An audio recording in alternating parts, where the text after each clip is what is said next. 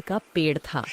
उस गांव के लोग उस पेड़ को भूतिया पेड़ कहते थे, क्योंकि रात होते ही उस पेड़ से कभी रोने की तो कभी हंसने की आवाजें आने लगती थीं।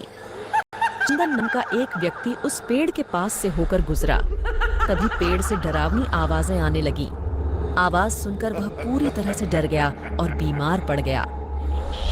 पता है किशोर, कल शाम चंदन इस पेड़ से होकर गुजरा। डरावनी आवाजें सुनकर वह तो बीमार पड़ गया है। जब उसे पता है कि यह पेड़ भूतिया है तो क्यों ऐसी गलती दोबारा आता है? हाँ, सही कहा।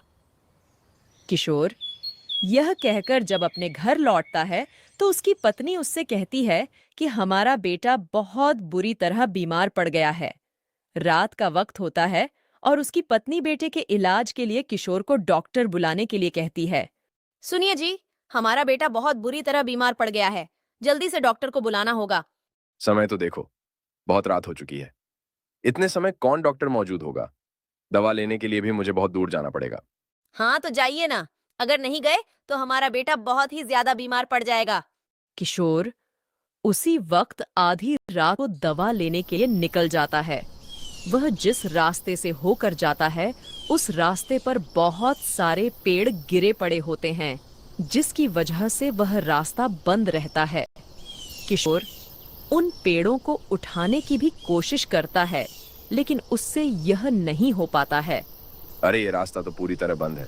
अब मेरे लिए केवल वही भूतिया रास्ता है। हे भगवान, मेरी रक्षा करना। किशोर अपने पांव उसी भूतिया रास्ते की ओर मोड़ लेता है और चलना शुरू कर देता है। जैसे ही वह भूतिया पेड़ के पास से होकर गुजरता है, वैसे ही पेड़ से रोने की आवाजें आने लगती हैं। किशोर पूरी तरह डर जाता है और भागते हुए वहां से निकलता है।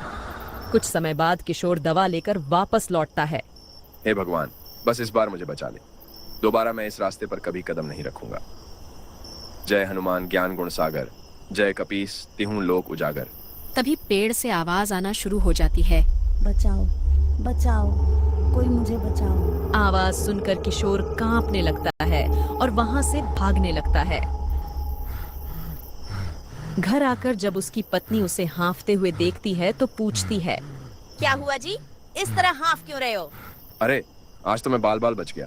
क्यों, ऐसा क्यों बोल रहे हो? अरे वो भूतिया पेड़ मुझे मार डालता। लेकिन तुम उस रास्ते से होकर क्यों आए? दूसरा भी तो रास्ता है। अरे उस रास्ते पर बहुत सारे पेड़ गिरे हुए थे, जिससे रास्ता पूरी तरह बंद था। इसलिए मुझे भूतिया पेड़ वाले रास्ते से होकर जाना पड़ा। इतना कहते कहते हैं किशोर बेहोश होकर जमीन पर गिर पड़ता है।